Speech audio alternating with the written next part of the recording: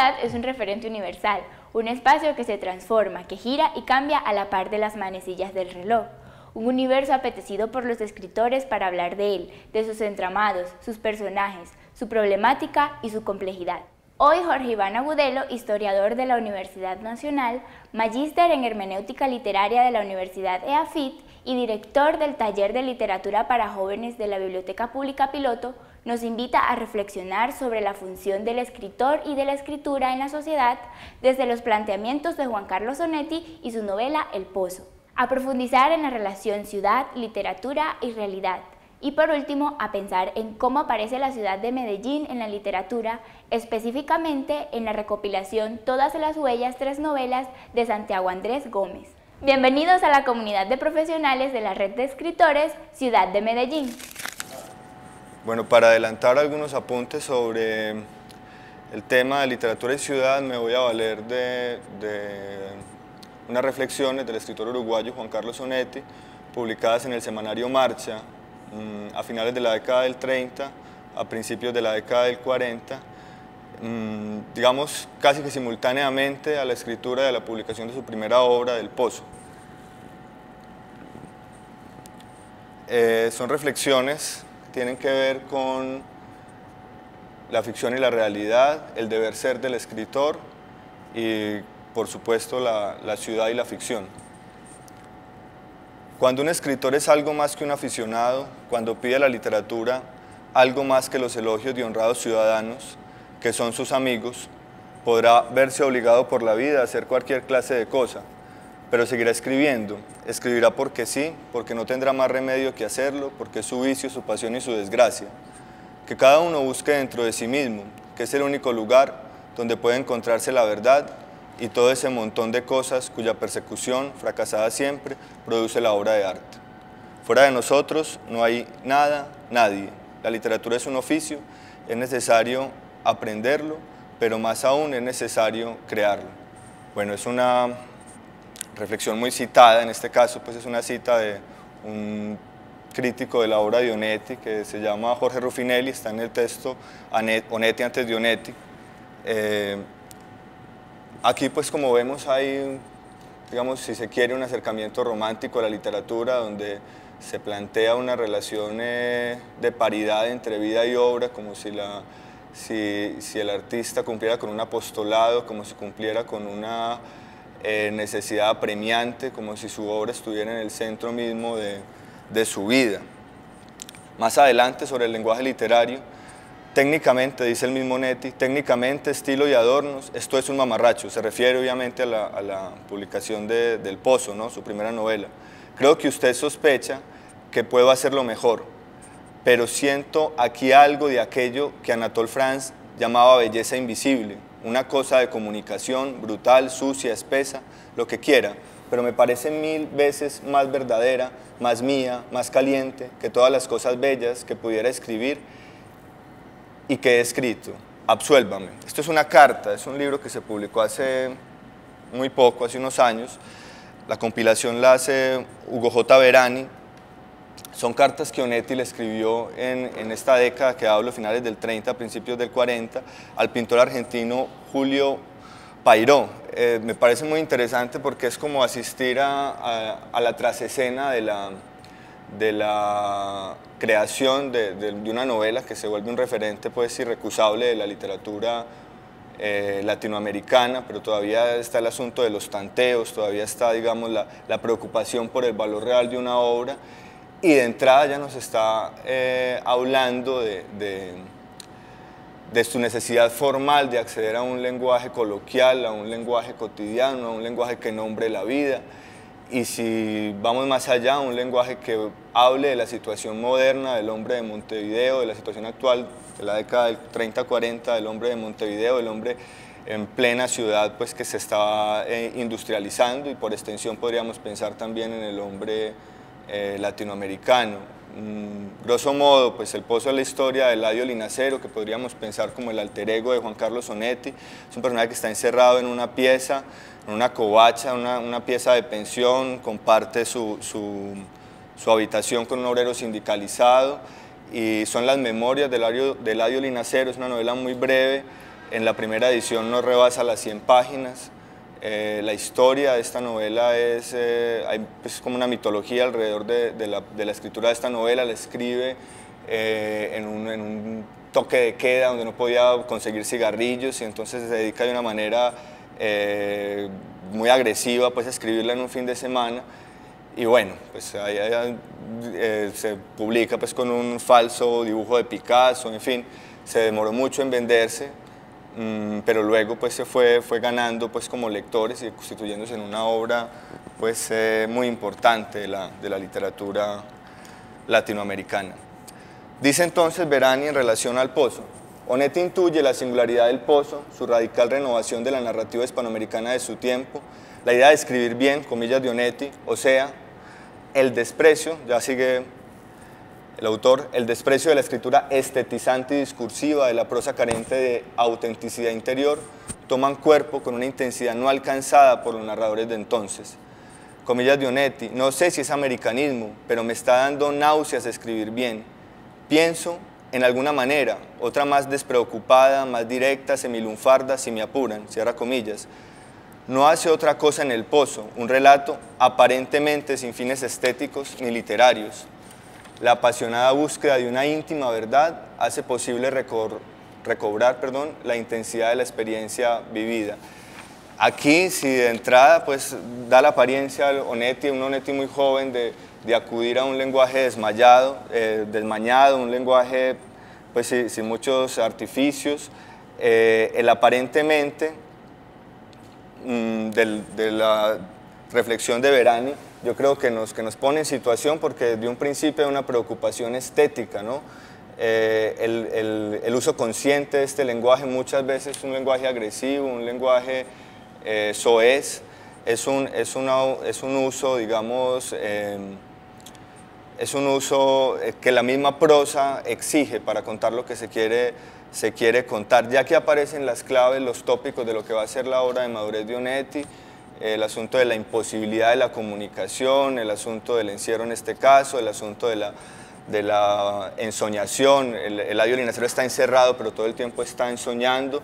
Son unos sueños diurnos, unos sueños que en última son como una realidad alterna, pero que no quiere alcanzarse en la tridimensionalidad, en el plano real, sino que tienen su potencialidad poética simplemente como posibilidad alterna, no de una realización futura.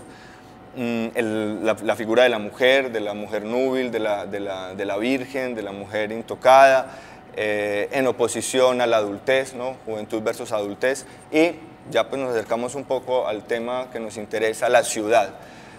Si bien la ciudad aparece acá vista desde el encierro del personaje, es precisamente esa ciudad la que podríamos decir que lo obliga a ese encierro, que lo obliga a ser pensada a partir de su noche de escritura, de su noche de encierro.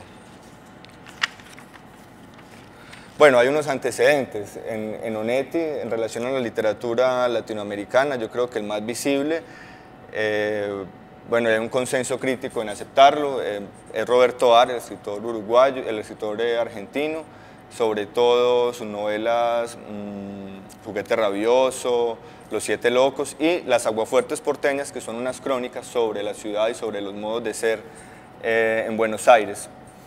Ar fue quizás el único escritor rioplatense descubierto en ese entonces por Onetti y aceptado en parecido plano al de los grandes novelistas de la vanguardia europea. Se refiere Ángel Rama, otro crítico pues, que vamos a mencionar acá, a los autores que Onetti va a querer desde muy joven y a los que va a volver reiteradamente: Proust, Joyce, Faulkner, Cellini. Son como autores que van a acompañar su obra a lo largo pues, de esta producción. En él podría reconocer en Ar la posición antiliteraria, un poco lo que hablábamos ahora, por asco de una literatura de floripondio, como se decía entonces, posición que hacían suya a los jóvenes escritores. Bueno, digamos, Onetti resalta, pero hay todo un entramado social que conspira para que se empiecen a pensar ciertas cosas, para que una literatura empiece a aflorar. Dice el mismo Onetti, hablando pues como del estado de cosas del Uruguay del momento: estamos en pleno reino de la mediocridad. entre plumíferos sin fantasía, frondosos, pontificadores, con la audacia paralizada, y no hay esperanza de salir de esto. Los nuevos, entre comillas, solo aspiran a que algunos de los inconmovibles fantasmones que ofician de papas les digan una palabra de elogio acerca de sus poemitas. Y los poemitas han sido facturados expresamente para alcanzar ese alto destino. Hay solo un camino, el que hubo siempre. Que el Creador de verdad tenga la fuerza de vivir solitario y mire dentro suyo, que comprenda que no tenemos huellas para seguir, que el camino habrá de hacérselo cada uno, tenaz y alegremente, cortando la sombra del monte y los arbustos enanos. Bueno, aquí hay todo pues como una especie de ética de la misión del creador, de la misión del escritor, donde ya se empieza pues como a prefigurar esa dificultad con el medio y la necesidad de forjar un propio camino, ¿no? Más allá, digamos, de la tradición, más allá de los aplausos, como dice el mismo Onetti, de los contemporáneos. Sigue Onetti. Más adelante se impondrá una seria investigación en la vida privada de nuestros escritores. Presentimos grandes sorpresas, sobre todo para los que solo conocen nombres, y un ángel aludo preservó de los libros. Juraríamos, si estamos dispuestos a apostar, que los hechos personales de los mencionados escribas en nada difieren, oh romántico desengaño, de los que perpetran día y noche los buenos burgueses que no leen sus libros. Y esto, que parece en serio un desencanto romántico, tiene su importancia. Es un problema de sinceridad. Escribirse un hambre a la Nup Hanson, claro, y pesar 100 kilos es un asunto grave. Pergeñarse algunos endemoniados a la rusa, no hay por qué decirlo, y preocuparse simultáneamente de los mezquinos aplausos del ambiente intelectual criollo es motivo para desconfiar. Bueno, un gesto tremendamente romántico de buscar la necesidad de paridad entre la vida y la obra, casi que está diciendo que es imposible vivir una vida muelle, una vida gris, una vida normal y al mismo tiempo pretender escribir una obra, está exigiendo del artista que lleve una vida literaria, pero más allá de eso se me ocurre, porque hay, digamos, y esto es lo que lo aleja de cierto anacronismo o de ciertas ideas pues algo envejecidas, es cuando él dice, oh, gesto romántico, yo creo que se refiere más a volcar esa vida gris, esa vida opaca, a una literatura gris, a una literatura opaca. Entonces que la literatura pues de alguna manera tendría que ser otra cosa que esa vida gris y esa vida opaca. Bueno, aquí llegamos al punto de la ciudad, que es el punto pues, que más me interesa y que quiero intentar relacionar con una novela de un autor pues, colombiano muy joven, si mal no estoy, su tercer libro, tiene una novela anterior que se llama Madera Salvaje y un libro de cuentos que se llama Los Deberes, me refiero a Santiago Andrés Gómez. Este libro, Todas las Huellas, 3 novelas, lo publicó hace poco La de Antioquia y quiero pensar las reflexiones de Onetti que estamos leyendo, que estamos comentando, en relación a la novela de Santiago Andrés. Entonces ya aquí aparece la ciudad. Onetti en el periódico Marcha. Entre tanto, Montevideo no existe, aunque tenga más doctores, empleados públicos y almaceneros que todo el resto del país. La capital no tendrá vida de veras hasta que nuestros literatos se resuelvan a decirnos cómo y qué es Montevideo y la gente que lo habita. Y continúa Onetti, decía Wilde, y esta es una de las frases más inteligentes que se han escrito, que la vida imita al arte. Es necesario que nuestros literatos miren alrededor suyo y hablen de ellos y de su experiencia, que acepten la tarea de contarnos cómo es el alma de la ciudad. Es indudable que si lo hacen con talento, muy pronto Montevideo y sus pobladores se parecerán asombrosamente a lo que ellos escriban. Aquí le está pues dando tremendas potestades a la literatura y al arte como única posibilidad de conocernos, como única posibilidad de nombrarlos, inclusive más allá y con una fortaleza mayor que la misma estructura, que la misma urbe, es la posibilidad imaginaria de recrearla, la posibilidad imaginaria de nombrarla. Digamos, la cita de Wilde creo que le da mucha fuerza a la reflexión de Onetti, que la vida imita al arte, ¿no? Como que la literatura no entiende la ciudad como una preexistencia, sino como una posibilidad de descubrimiento.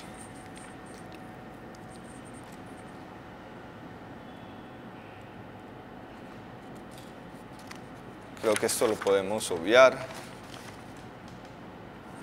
Esta cita, referida por Rama, en su ensayo sobre Onetti, sobre la novelística, sobre El Pozo, me parece muy contundente porque da cuenta de la recepción que se tuvo en esa época de esta pequeña novela. Dice entonces Carlos Maggi, citado por Rama, empieza a darle a Montevideo, a Buenos Aires, a nuestras poblaciones, una manera de ser, un olor al lugar vivido, que es el primer hueso para componer el esqueleto de un alma que todavía no tienen y que no podrán hacer de la sola calidad, sino de la imaginación y del arte, del uso sensible de los hombres y las cosas. Creo que ahí está pues muy claro cuál es, porque digamos en una instancia en su columna La piedra en el charco está instando a los escritores que se den cuenta de la aparición de una ciudad nueva, de un hombre nuevo que habita esta ciudad, que intenten narrarlo, pero al mismo tiempo él contesta o atiende a ese llamado y escribe El Pozo, ¿no? O sea, casi que la pregunta es para él, ¿cómo escribir una literatura que tenga que ver con nosotros? Ángel Rama yo creo que es bastante lúcido y clarifica mucho cuando dice que Onetti no inventa la literatura urbana. Se refiere más que todo al caso de Uruguay, menciona pues antecedentes de esta literatura, pero lo que sí dice es que logra, sobre todo con las primeras novelas, El Pozo, Tierra de Nadie, logra actualizar preocupaciones anteriores, logra mostrar cómo al paso del cambio de la ciudad van cambiando los hombres, y Onetti captura o intenta capturar más bien ese cambio en sus novelas.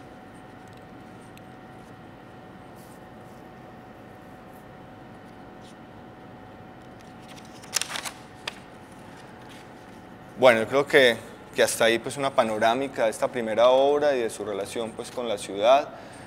Quiero leerles ahora un pequeño fragmento de estas novelas. Este libro está dividido en tres historias. El libro de Santiago Andrés. Una se llama Nido de Gulungos, poco más o menos trata pues como de la experiencia escolar de un chico en la década de los 90, una novela pues muy autobiográfica, el personaje se llama como el autor, estudia en un colegio confesional en el San Ignacio, es un chico pues, que tiene pues con preocupaciones, intereses artísticos, intelectuales. Vamos a citar una parte donde en el momento en que este chico va a hacer una visita a Luis Alberto Álvarez, el crítico de cine, tan importante pues para esta ciudad, con la intención de escribir de publicar una entrevista, un artículo en el periódico de su colegio, ¿no?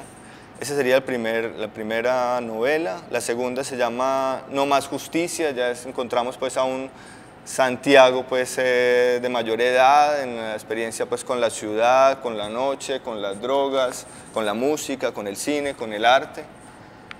Y al final, fuera del amor, vemos a un personaje pues, ya más reposado, saliendo pues, de las duras y las maduras, de la experiencia con la droga y moviéndose por un ambiente cultural de la ciudad. Aparecen los teatros, aparecen los cines, está acompañado de una chica, de su novia, y están, digamos, promocionando, intentando recoger fondos para una obra de cine que están haciendo, en fin.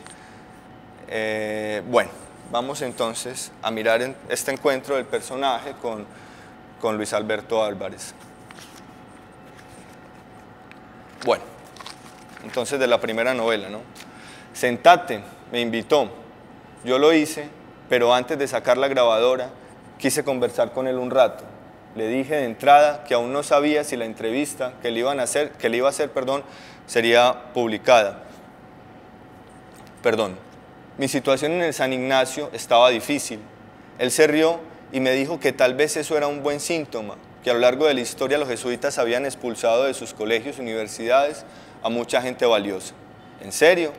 Claro, sostuvo, sonriendo. Guiñó el ojo derecho en un tic de timidez que yo aprendería a reconocer y añadió mirando a otra parte. Incluso al mejor cineasta de Colombia lo echaron de tu colegio. Eso no lo sabía, ¿de verdad? ¿Quién era? Dijo Luis, afirmando con la cabeza. Víctor Gaviria. Ah, vea, yo no he visto nada de él, ni sé quién es, pero mi profesor de inglés, que es muy aficionado al cine, cuando supo que yo iba a hablar con usted, me pidió que le preguntara algo sobre ese señor. Perdón.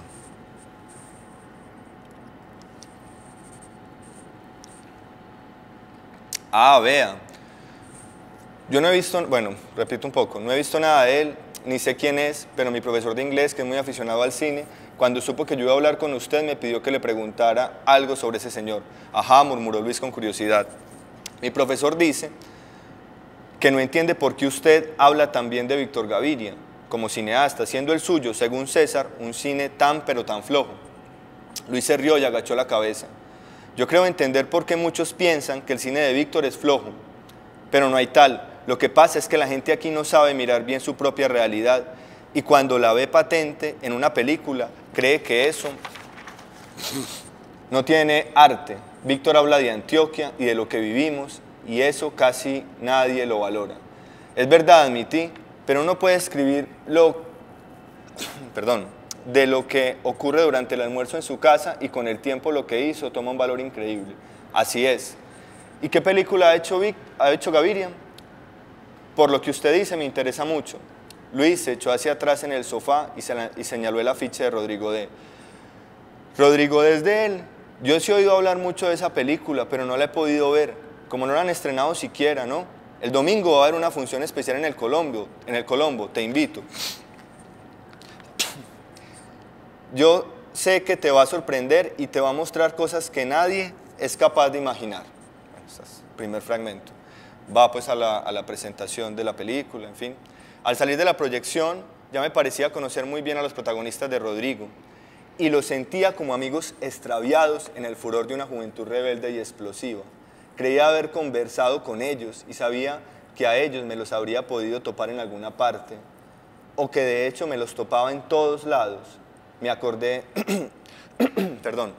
del joven de camisa fluorescente que había visto perderse el sábado entre la multitud del Parque Berrío. Pensé en el panal y el rostro del muchacho demoníaco de la película me resultaba familiar, parecido acaso a mis primos del Parque de Boston. No recuerdo haberme despedido de Luis ni de Víctor. El ruido de los pocos buses que pasaban por el centro ese domingo era música después de ver Rodrigo D. Me daba cuenta de que las palomas torpes hinchadas de la calle y el delgado brillo del sol en los cables de electricidad eran algo más que evidente, algo oscuramente real.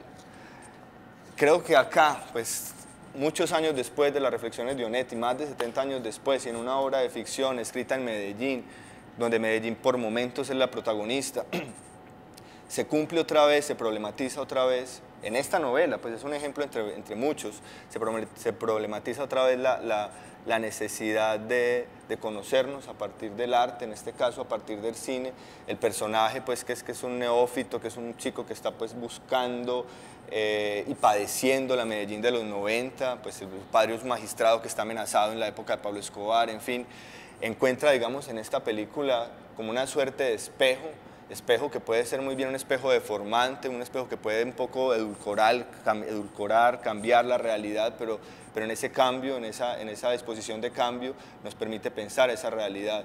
Digamos, la presencia tan cercana, se me ocurre para seguir pensando en Víctor Gaviria, de las chicas que venden flores en la calle, pues era una constante, una cosa tan cercana a nosotros que no las podíamos ver por la cercanía.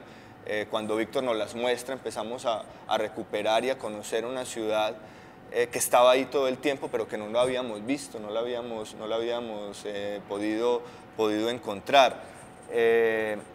Esa parte final me parece muy bella, cuando el personaje sale a la calle y dice, pero es que estoy encontrándome con mis amigos extraviados. Recuerden pues Rodrigo D., la historia de las comunas y del rock en Medellín en la década, finales de la década de los 80, y es una cosa que estaba ahí, pero que no podíamos ver porque el arte no la había mirado.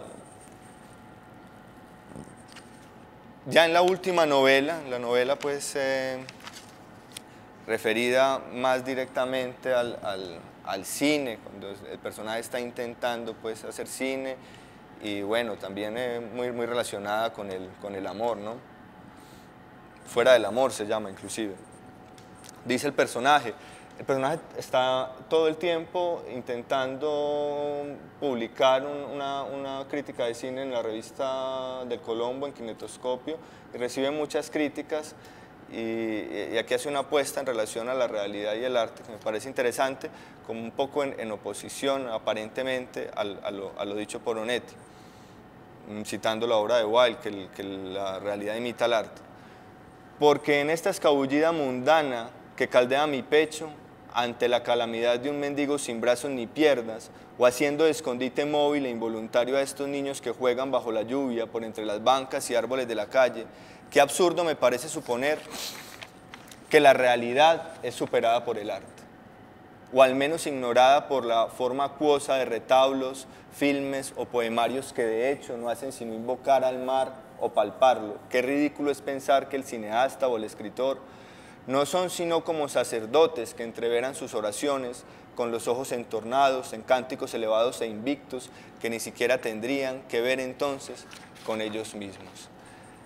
En apariencia, pues uno podría pensar que esta frase es contraria a la frase de Wilde que la realidad imita al arte, pero sin embargo está en la tónica de esa misma exploración, como si fueran dos entidades en pugna, ¿no? y que a partir de ahí aparece pues, que la creación literaria. Esta novela pues, que leí hace poco me sorprendió porque yo encontraba un vacío, pues como esta década, que en última fue la década pues, como de la primera juventud, de la década de los 90, pues que fue una década tan turbulenta, tan difícil. Porque se había hablado, claro, de la ciudad en los 90, pero aquí el personaje es un personaje joven, digamos de cierta clase media en Medellín, y cómo ese personaje empieza como a entender las dinámicas sociales de su ciudad, muy relacionadas con o relacionándolas con el arte, ¿no? Bueno, nos queda entonces como la pregunta de dónde, en qué horas se está palpitando la ciudad, o qué posibilidades creativas nos permite una ciudad, digamos, que tiene tanta fuerza para lo bueno y para lo malo, una ciudad tan palpitante, que creo que puede ser caldo de cultivo pues, como para privilegiado, para la creación artística, ¿no? Prueba de ello, de esa relación pues, tan contundente con las obras de los creadores, pues no solo la obra de Víctor, inclusive podríamos pensar en el terreno de la poesía, en una obra como la de Lee Ramírez, pues, que contó situaciones de su barrio, situaciones tan cotidianas que en otra idea de la lírica pues, nos parecían casi que imposibles, ¿cierto? Es una poesía tan original y tan nuestra de alguna manera.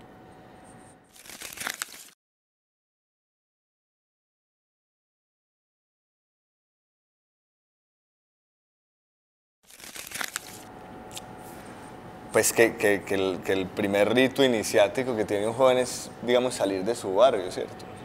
Y empezar a habitar otros espacios de la ciudad. Tal vez ellos son los que más la conocen, los que más la padecen, pero los que más la conocen al mismo tiempo. Entonces, digamos, intentar separar en este caso literatura y ciudad me parece como un camino pues condenado al fracaso, porque ellos tienen una conciencia muy clara de la ciudad. Inclusive yo pienso que podrían ser un buen termómetro para calibrar las obras, o sea, para pensar si realmente las obras sí dicen algo de la ciudad, ¿no? Lo interesante sería mostrarles que hay una relación de paridad, o sea, que la literatura no va por un lado y que la vida que ellos están viviendo va por otro. Entonces se me ocurre que habría dos escollos o dos retos más bien que habría que plantearse. Uno, la escogencia de las obras, ¿no?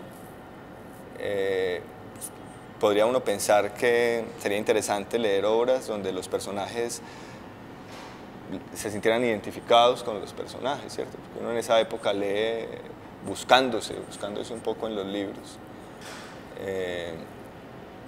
Eso por un lado. Que se vieran ahí, que se dieran cuenta que les están hablando a ellos, como si les estuvieran hablando al oído, ¿no? Entonces, tal vez empezar por lo más cercano. Acudir a la propia experiencia, o sea, una literatura experiencial, una literatura, digamos, en el proceso de escritura, ¿no? Que ellos puedan referir su propia relación con la ciudad. Es que no veo otro camino, pues, y sin embargo creo que, y creo además que es como no sería un asunto forzado, porque hablar de la vida de un joven es hablar de la vida de la ciudad, son los que más la recorren, los que más la conocen, los que están ahí pues midiéndole el aceite todo el tiempo a la ciudad. O sea, historias es lo que tienen, ¿no? El asunto es un poco como esa parquedad adolescente que a veces les cuesta hablar y bueno, escribir también, pero si el docente pues, o en el aula de clase se logra dar esa torsión, yo creo que la cosa caminaría sola, ¿no? Las historias están, el conocimiento de la ciudad está. Inclusive, yo no sé si es arriesgado decirlo, pero me parece que más que las obras que puedan leer, las obras que puedan escribir, ¿cierto? Ahí también sería un asunto como de hacer una cosa y la otra, pero yo creo que se verían cosas muy interesantes si uno les posibilita ese espacio de escritura. Bueno, hablo también un poco en relación al taller de literatura para jóvenes de la Biblioteca Pública Piloto.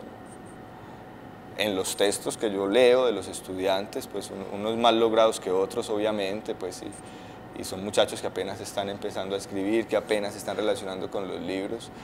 Uno ve la ciudad ahí, ¿no? Inclusive en historias aparentemente ajenas a la ciudad misma, la ciudad está ahí todo el tiempo. Todo el tiempo. Digamos, son épocas muy distintas. Yo pienso que más allá de pensar si la obra de los nadadistas fue interesante literariamente o no, pues que algunos dicen que no, en fin, es como estos personajes en la década del 50, finales de 40, 50, 60, logran abrirse paso en una ciudad que no estaba, digamos, dispuesta para el tránsito de los jóvenes, ¿no? Descubren la noche, descubren ciertos espacios que no estaban ahí. Estos jóvenes tal vez no están inventando esta ciudad, pero sí la están reinventando, o sea, están viviendo otras experiencias distintas de una brecha que se abrió antes, que no fue fácil, ¿cierto? Estos personajes pues asustaban con cosas muy mínimas, eso da cuenta pues de que la ciudad era una ciudad mucho más cerrada de lo que puede ser ahora. Entonces, los invitamos a reflexionar sobre las ideas expuestas por el profesor Jorge Iván Agudelo y a que participen en el foro de este evento de la comunidad de profesionales respondiendo a las siguientes preguntas. ¿Cómo potenciar la lectura de la ciudad desde el cine, la literatura, la música, entre otros lenguajes, en los espacios de formación? ¿Qué obras y qué situaciones didácticas puede sugerir para acercar a los niños, jóvenes y adultos a la literatura urbana? Los invitamos a seguir conectados a la comunidad de profesionales y a seguirnos en Facebook y Twitter. Para mayor información, nuestro correo electrónico es comunidad.redescritores@gmail.com.